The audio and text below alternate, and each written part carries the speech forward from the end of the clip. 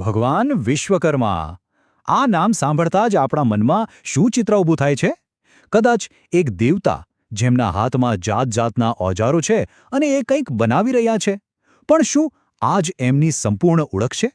ચાલો આજે આપણે આ પરિચિત છબીની પાછળ છુપાયેલા એક ઊંડા અને મોટા સત્યને સમજીએ. આપણે ભગવાન વિશ્વકર્માની જે પણ તસવીરો જોઈ છે એમાં મોટાભાગે એમના 5 પુત્રો એમની સાથે હોય છે, બરાબર ને? પણ ક્યારે એવો વિચાર આવ્યો છે કે એમનો પરિવાર શું બસ આટલો જ છે કે પછી વાર્તામાં કંઈક ખૂટે છે? ચાલો આજે આપણે આ અધૂરી વાર્તાને પૂરી કરીએ. મોટાભાગના લોકો માટે ભગવાન વિશ્વકર્મા એટલે કારીગરી અને નિર્માણના દેવતા. આ છબી આપણા મનમાં એટલી પાક્કી બેસી ગઈ છે કે આપણે કદાચ એની પાછળની જે અસલિયત છે તેને જાણવાની કોશિશ જ નથી કરી. મનુ, મય, ત્વષ્ટા, દેવજ્ઞાન અને શિલ્પી. હા, આ એ જ 5 પુત્રો છે જેમના નામ આપણે હંમેશા ભગવાન વિશ્વકર્મા સાથે સાંભળીએ છીએ. આ નામો આપણી સંસ્કૃતિમાં એવા તો વણાઈ ગયા છે કે આપણે બધાએ માની લીધું છે કે બસ આ જ એમનો સંપૂર્ણ પરિવાર છે. પણ એક મિનિટ માટે આ ચિત્રો અને વાર્તાઓમાંથી બહાર આવીએ અને આપણી આસપાસના મંદિરો પર એક નજર કરીએ. અહીં એક એવો સવાલ ઊભો થાય છે જે આપણી અત્યાર સુધીની સમજને હચમચાવી શકે છે. ક્યારે ધ્યાન આપ્યું છે? શિવજી, કૃષ્ણ કે રામના મંદિરોમાં કોઈ પણ સમાજના લોકો જાય છે, પણ વિશ્વકર્મા મંદિરોનું શું? ત્યાં કેમ એવી એક માન્યતા બંધાઈ ગઈ છે કે તે ફક્ત અમુક ચોક્કસ કારીગર સમુદાયો માટે જ છે? શા માટે એક સામાન્ય માણસ ત્યાં જતા ખચકાય છે? આ ભેદભાવ પાછળનું કારણ શું હોઈ શકે? તો આ સવાલનો જવાબ છે ને એ પેલી અધૂરી વાર્તામાં જ છુપાયેલો છે, જે પેઢીઓથી આપણને કહેવામાં આવી રહી છે. ચાલો એ અધૂરા પન્નાને શોધી કાઢીએ. તો હવે સમય આવી ગયો છે એ રહસ્ય પરથી પડદો ઉઠાવવાનો.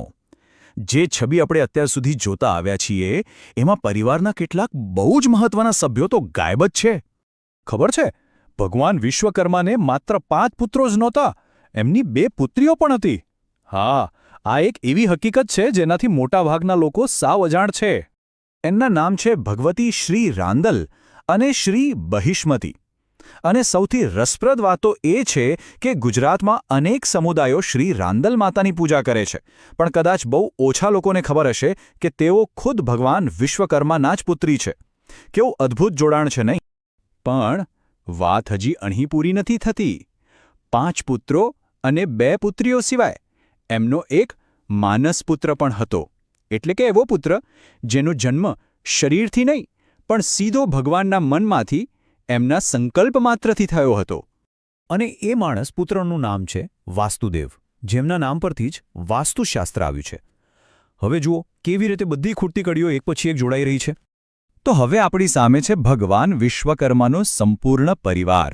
5 પુત્રો મનુ, મય, ત્વષ્ટા, દેવજ્ઞ, શિલ્પી, 2 પુત્રીઓ રાંદલ, બહિષ્મતી અને એક માનસપુત્ર વાસ્તુદેવ. આ સંપૂર્ણ ચિત્ર જ પેલી ભેદભાવભરી માન્યતાનો જવાબ છે.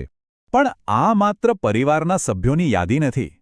આ સંપૂર્ણ પરિવારને જાણ્યા પછી જ આપણને ભગવાન વિશ્વકર્માના સાચા સ્વરૂપને સમજવાની ચાવી મળે છે. એમની સર્જન શક્તિનું અસલી રહસ્ય અહીં છુપાયેલું છે.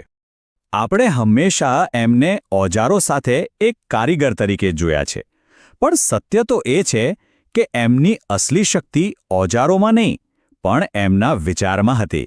એમની પાસે સંકલ્પ શક્તિ હતી. મતલબ કે એ માત્ર વિચાર કરીને, એક સંકલ્પ કરીને આખા બ્રહ્માંડની રચના કરી શકતા હતા.